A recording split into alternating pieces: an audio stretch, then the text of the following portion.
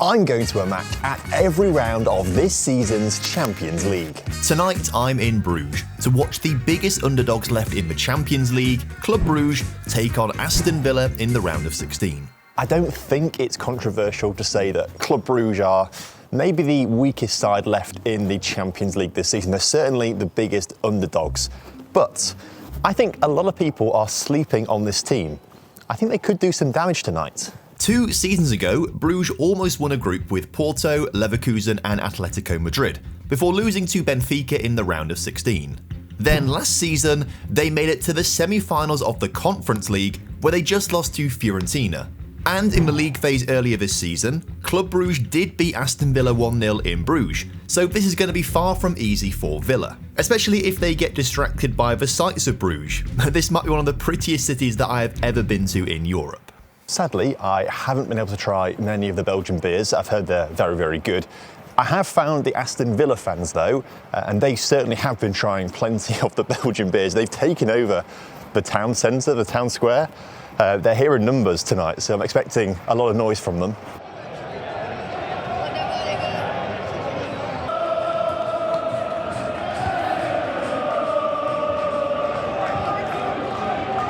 Anyway, I'm going to go and check into my hotel, get a little bit of rest, and then head over to the game and hopefully see a Club Brugge win.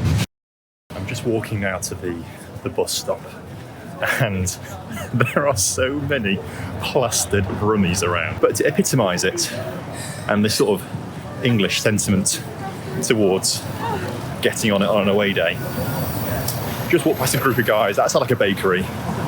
One of these blokes is obviously quite drunk. And they've just said to him, "We're going to go inside and get you a bottle of water." And he says, "Don't you dare get me a bottle of water." So it's just, again, am I proud? Am I embarrassed? I think I'm somewhere in between.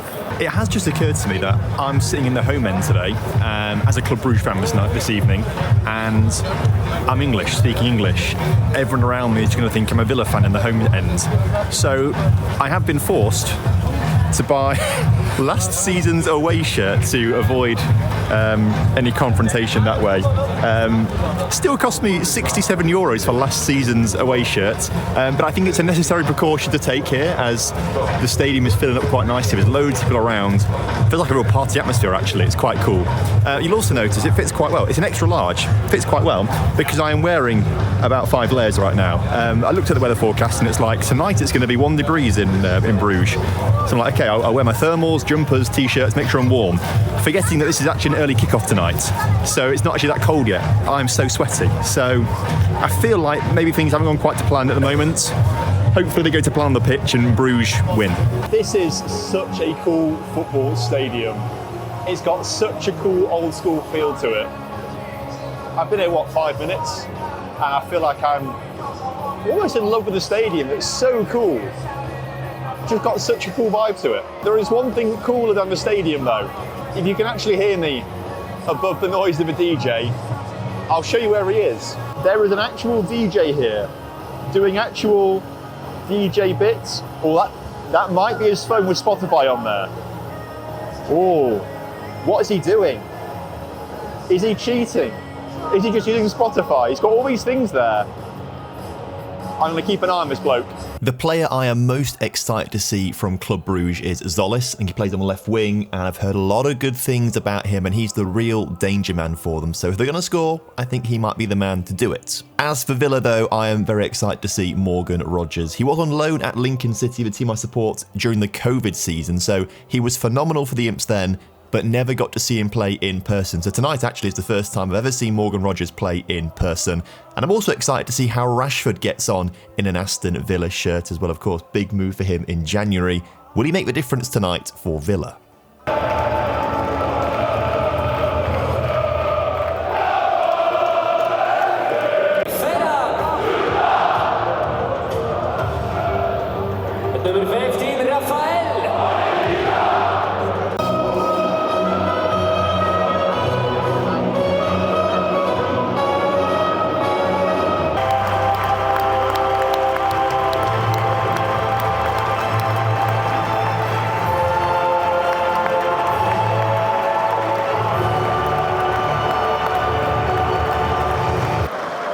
Villa are wearing white. It is Club Bruges, but it is white.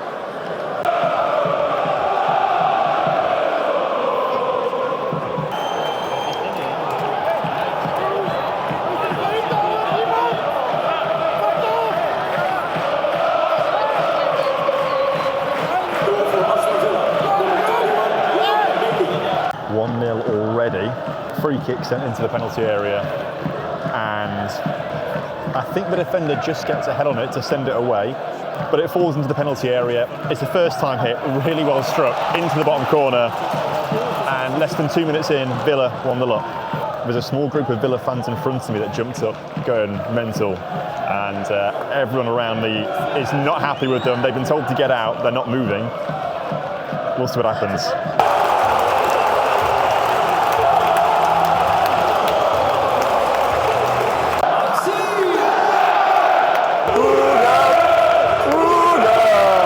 Didn't see it. What happens?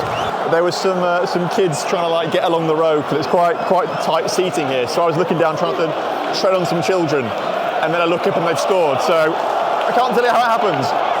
What I can tell you is the Aston Villa fans in front of me didn't stand up, and everyone just turned around and looked at them and were like, "Up yours."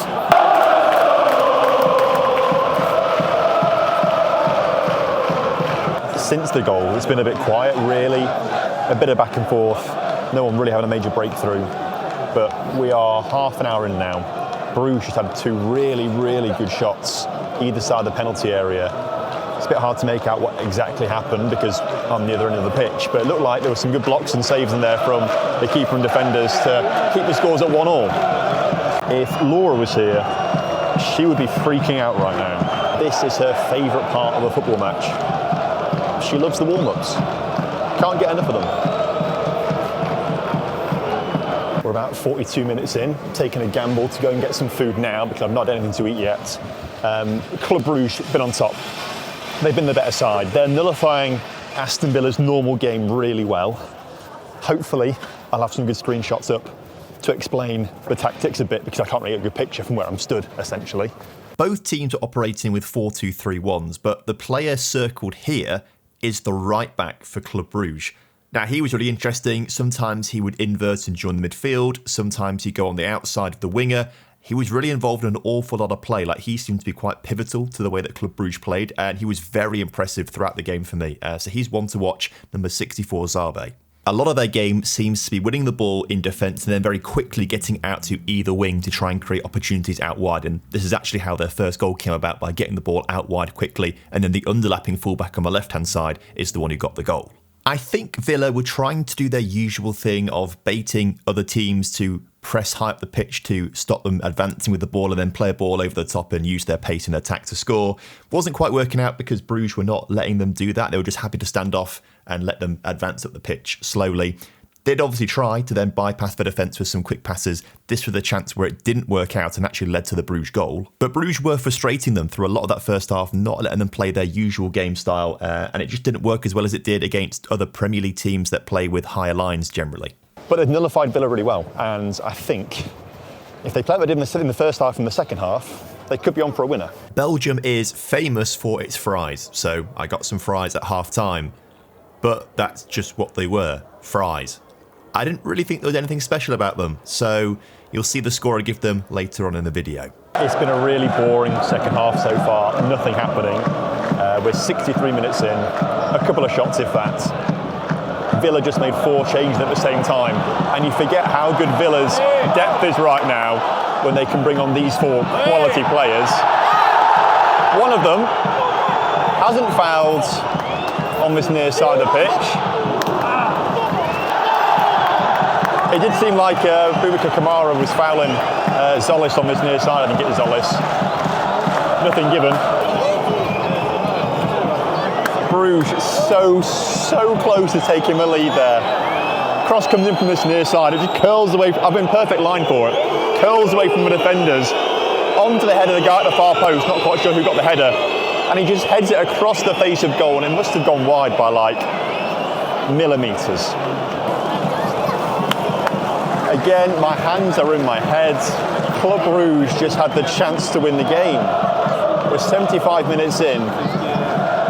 The striker's put through in between two centre-backs. He beats them both in the penalty area, takes the left-footed shot, and the shot ends up in the upper tier of the stand behind the goal, rather than the back of the net. Oh, I can't believe they've not scored that.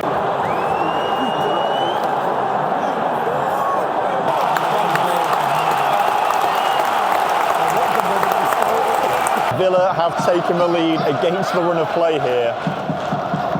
Really harsh as well. It's an own goal, which is tough. Villa got on the breakdown this near start of the pitch. It's a mid-height cross. Defender just sticks his foot out to try and stop it reaching the middle. But the ball hits his foot and then goes into the top corner. And Villa take a 2-1 lead. Penalty for Villa now. And I don't know what for, because for the second time in this game, incredibly, as someone's walking past me, and I have to stand up and not look at the game because someone's walking past me, something crazy happens. This time it's a penalty being given to Villa. I don't know what for. Looks like Yuri Tielemans is taking it. He's been booed all night as well by the Club Bruges fans. Of course, he used to play for Anderlecht, so they don't like him.